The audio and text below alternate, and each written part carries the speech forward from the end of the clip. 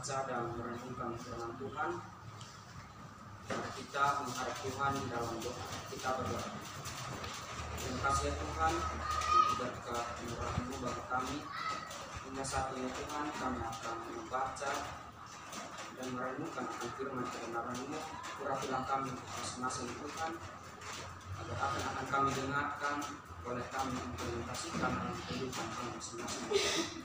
Ini doa kami ya Tuhan, di dalam nama Yesus kami berdoa. Amin. Ayat renungan yang dapat saya angkat bagi kita pada siang hari ini terambil dalam Kitab Amsal 14 ayat 29. Kitab Amsal 14 ayat 29 yang berbunyi demikian. Orang yang sabar besar pengertiannya, tetapi siapa cepat marah membesarkan kebodohan. Orang yang sabar besar pengertiannya, tetapi siapa yang cepat marah membesarkan kebodohan. Berbahagialah mereka yang mendengarkan firman Tuhan, namun tidak lupa untuk mempraktikkannya dalam kehidupannya setiap hari. Shalom semua. Shalom. Kehidupan kita di zaman sekarang ini, kita adalah orang-orang yang hidup di era yang ketidaksabaran. Baik dari hal yang membuat kita antrian, kita terpancing emosi, menunggu hiruk pikuknya lalu lintas, dan berbagai macam hal yang membuat kita tidak menjadi sabar. Memiliki kesabaran merupakan sesuatu yang penting bagi kita kehidupan manusia ini. Sebab kesabaran dalam menghadapi masalah kita menjadi menghindarkan risiko yang lebih buruk dalam kehidupan kita. Menjadi orang sabar itu tidak mudah. Kesabaran seorang manusia itu terkadang digunakan saat semuanya itu berjalan dengan kemauannya.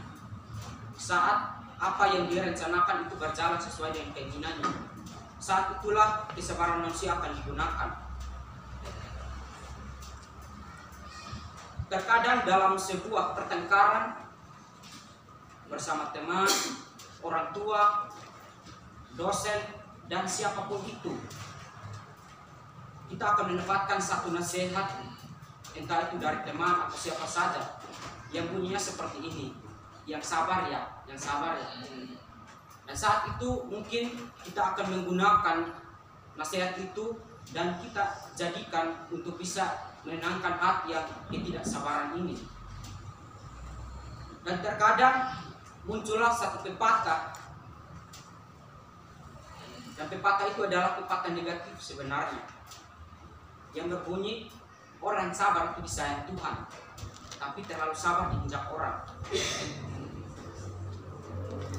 Nah, sebenarnya hal itu menunjukkan kita sebagai seorang manusia tidak mempunyai ketidaksabaran dalam hati kita masing-masing. Saya mempunyai sebuah kisah antara seorang ayah dan anaknya. Pada satu petang, seorang tua bersama anaknya yang baru saja mendapatkan pendidikan tingginya, mereka duduk berbincang di depan halaman rumah mereka. Tiba-tiba datanglah seekor burung gagak yang hinggap di depan, tepat berada pada pandangan mereka atau berada pada depan rumah mereka, dan di situ ada salah satu pohon, sehingga burung gagak itu hinggap di pohon tersebut. Lalu si ayah menuding pada pohon itu dan bertanya pada anaknya, "Nak, itu benda apa?" Dengan santainya anaknya itu menjawab, "Burung gagak, ayah." Seketika kemudian ayahnya itu bertanya dengan pertanyaan yang serupa, "Nak, itu benda apa?"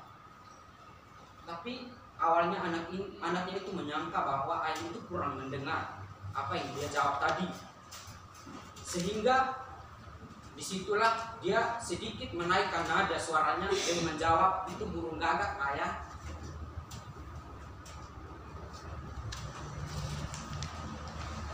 Tapi seketika kemudian lagi si ayah bertanya lagi soal yang sama. Si anak merasa agak keliru dengan pertanyaan yang diajukan secara berulang-ulang. Nah, itu benda apa? Anak ini menaikkan nada suaranya lagi. Itu burung gagak. Si ayah terdiam seketika. Namun sesaat kemudian lagi ayahnya itu bertanya lagi dengan pertanyaan serupa sudah 4 kali ditanyakan. Nah, itu benda apa? Pada saat itulah anak itu kehilangan kesabaran, tidak kontrol, emosi atau amarahnya itu sudah muncul. Lalu dia menjawab dengan nada yang sangat kasar terhadap ayahnya sendiri. Itu burung gagak ayah, tapi nadanya itu sangat keras dan seolah-olah mau ada gerakan memukul ayahnya. Sesaat kemudian si ayah meninggalkan anaknya dalam keadaan bingung dan masuk dalam rumahnya itu dan keluar kembali dengan membawa sesuatu berada pada genggaman tangannya itu. Dan apa yang dia bawa, teman-teman? Yang dia bawa itu adalah sebuah diare. Dan dalam diare tersebut ayah memberikan pada anaknya untuk membaca salah satu paragraf dari diare tersebut. Akhirnya anak menerima diare itu lalu membukanya. Paragraf itu berbunyi seperti ini. Hari ini aku di halaman bersama anakku yang genap berumur 4 tahun. Tiba-tiba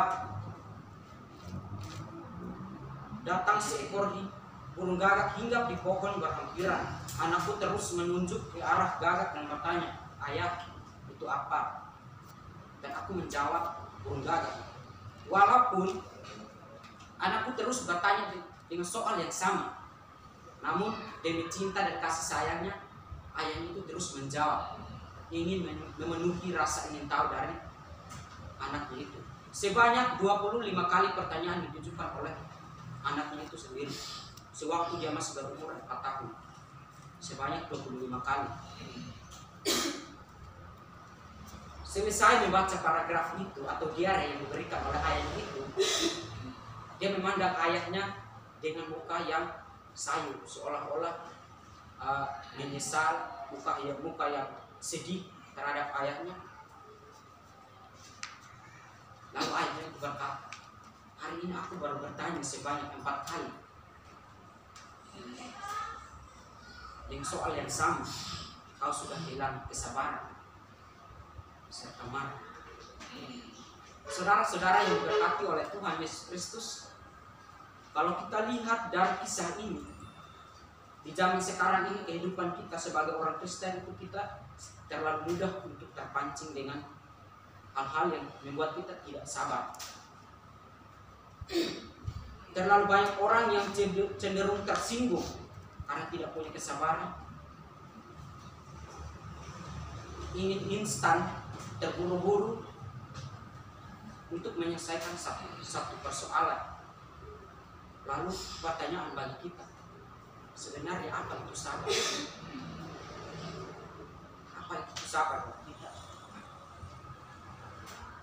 Kesabaran kalau kita lihat dari bahasa Arab itu adalah suatu ring menahan emosi dan keinginan serta bertahan dalam situasi sulit dan dengan tidak mengeluh. Sabar merupakan kemampuan mengendalikan diri yang juga dipandang sebagai sikap yang mempunyai nilai tinggi dan mencerminkan kekokohan jiwa orang yang memilikinya. Definisi ini memberikan kita pengertian bahwa orang yang sabar itu menahan emosi, keinginan, serta bertahan dalam situasi yang sulit. Lalu apa yang Alkitab katakan di sana menyangkut dengan kesabaran?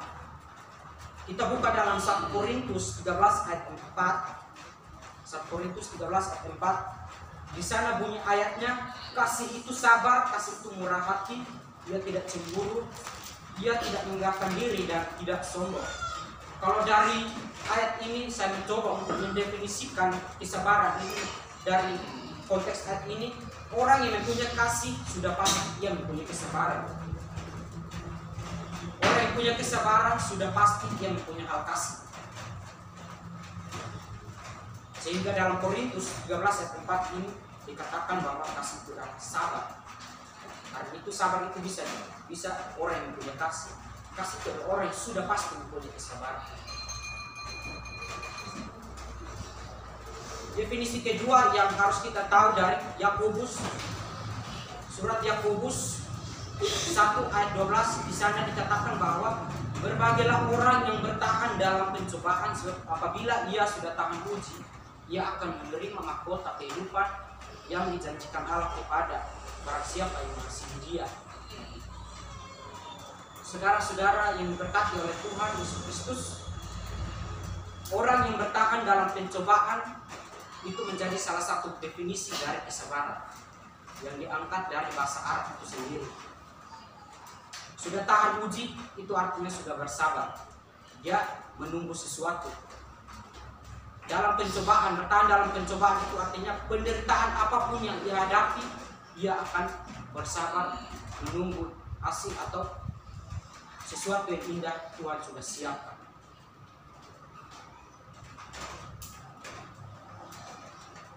Lalu, apakah kita boleh marah? Atau bagaimana kita cara marah dengan baik?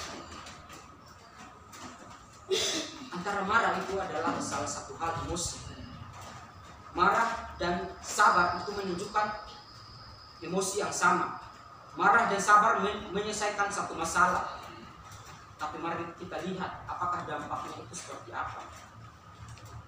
Sabar akan mempunyai dampaknya tersendiri, dan marah akan mempunyai dampak tersendiri. Tapi bagaimana kita menggunakan kedua emosi ini?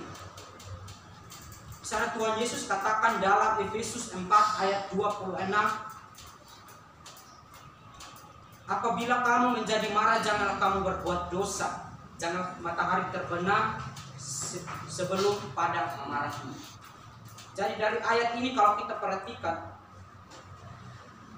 saudara semua, kemarahan itu adalah hal yang Tuhan tidak larang bagi kita.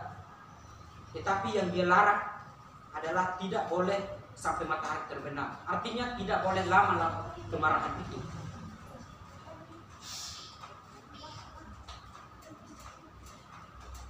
Janganlah sampai matahari terbenam sebelum padam amarah. Artinya amarah itu yang menjadi karakteristik seorang manusia. Tapi mari kita gunakan kesabaran itu, kemarahan itu dengan baik. Artinya sini boleh kita marah untuk menunjukkan karakter kita sebagai manusia, tapi ingatlah bahwa tidak boleh bawa sampai matahari terbenam. Tidak boleh lama-lama dengan kemarahan ini. Hari-hari ini kita mungkin banyak mengalami pergumulan, apalagi di saat ini COVID yang mungkin melanda kehidupan kita. Kita terancam dari ekonomi, pendidikan, dan berbagai banyak hal yang mungkin kita gumuli saat ini, semua terancam. Akhirnya kesabaran yang kita miliki dalam hati kita atau dalam kehidupan kita tidak gunakan lagi. Kita bisa bicara pemerintah yang tidak baik, itu adalah kesalahan.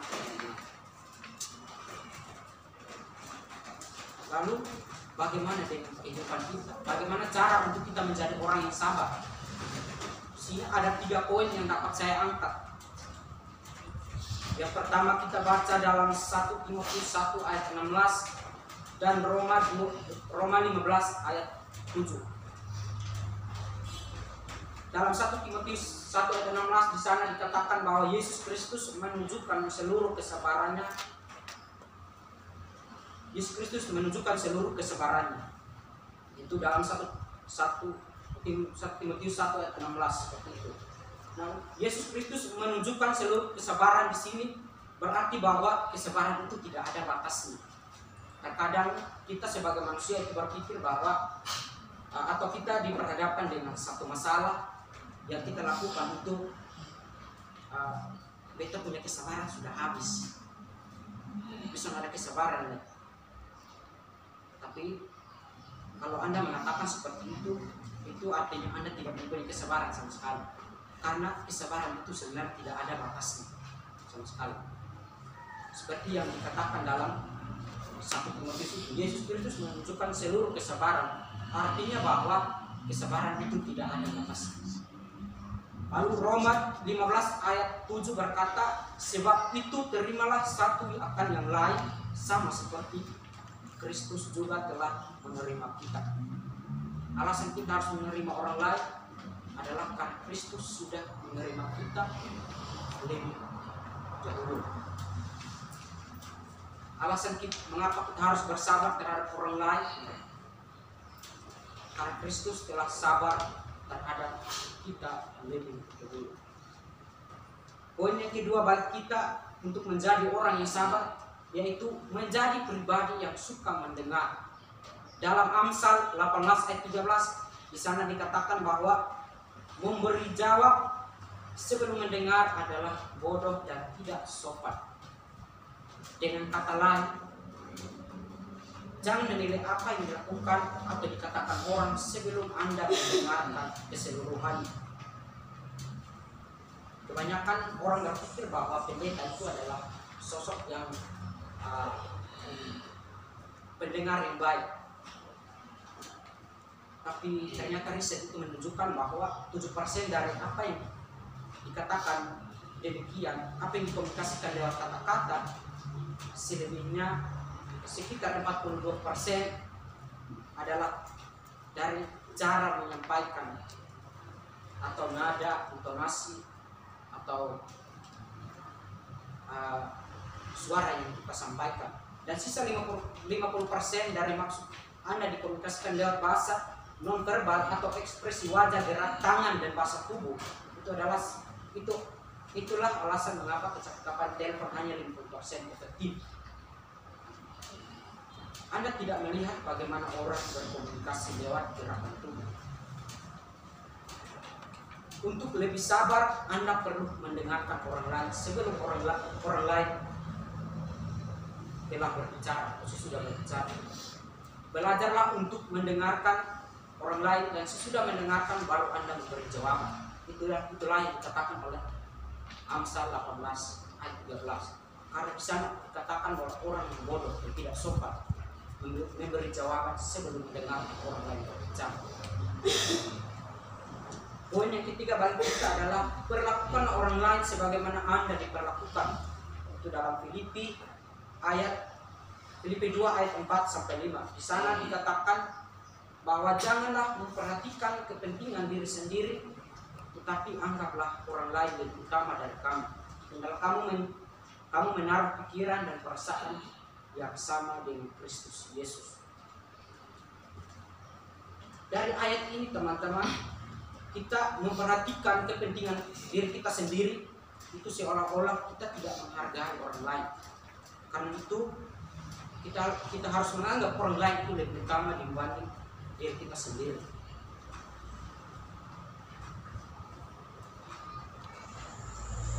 Apa manfaat bagi kehidupan kita sebagai umat Kristen? Kita harus bersabar. Manfaatnya itu seperti apa? Mari kita baca dalam Yakobus 5 ayat 11a. Di sana dikatakan bahwa sesungguhnya kami menyebut mereka yang bahagia, yaitu mereka yang telah bertekun. Manfaatnya untuk kita bersabar. Orang yang bersabar, Tuhan sudah menyiapkan yang terbaik. Seperti yang dituliskan dalam Yakobus, mereka akan bahagia. Mereka yang bertekun. Bertekun yang dimaksud di sini adalah orang yang bersabar, menanggung penderitaan, tahan uji terhadap banyak hal. Ketidaksabaran itu dihindari dari kehidupan kita.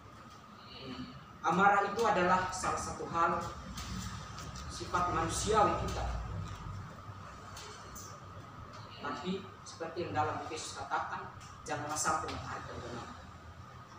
Saudara-saudaraku yang terkasih dalam Tuhan Yesus Kristus, kita adalah umat Kristen yang harus mampu menerapkan hal ini di tengah kesabaran kondisi lingkungan dunia yang membuat hidup Anda dan saya tidak mempunyai ketidaksabaran. Sebagai akhir dari khotbah ini, saya mengajak saudara-saudara untuk membangun kesabaran. kesabaran dalam diri kita masing-masing, kesabaran saat kita diperhadapkan dengan tantangan kehidupan, dan khususnya kita adalah mahasiswa-mahasiswa. Saat ini kita akan diperhadapkan dengan satu ujian, yaitu skripsi, atau kita akan diperhadapkan dengan dosen-dosen yang punya kesibukan. Di sana Anda dan saya harus punya kesabaran untuk menantikan semuanya dengan satu usaha. Saya mengajak kita untuk menghadapi sesuatu dengan penuh bersabar, baik itu dari hinaan orang lain, penderitaan, gangguan lain, dan apapun itu yang membuat kita tidak sabar. Ingatlah bahwa Tuhan sudah menyiapkan hal yang terbaik, hal yang indah bagi kita yang mampu bersabar di tengah penderitaan, mampu bersabar dengan teman yang membuat kita terpancing emosi. Belajarlah dari Yesus, adalah sosok yang mempunyai kesabaran luar biasa. Bayangkan saja Rasul Paulus itu dulu adalah orang yang suka menganiaya orang-orang Kristen, tapi seperti apa sosok yang bisa menerima itu? Kalau kita sifat manusia asli, tentu kita tidak akan menerima orang-orang yang artinya menganiaya orang-orang Kristen, bahkan sampai dibunuh, dipenggal kepalanya. Kalau saya sendiri mungkin akan balas dendam.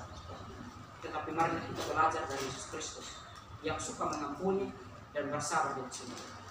Kiranya Tuhan memberkati kita melalui firman-Nya. Terima kasih.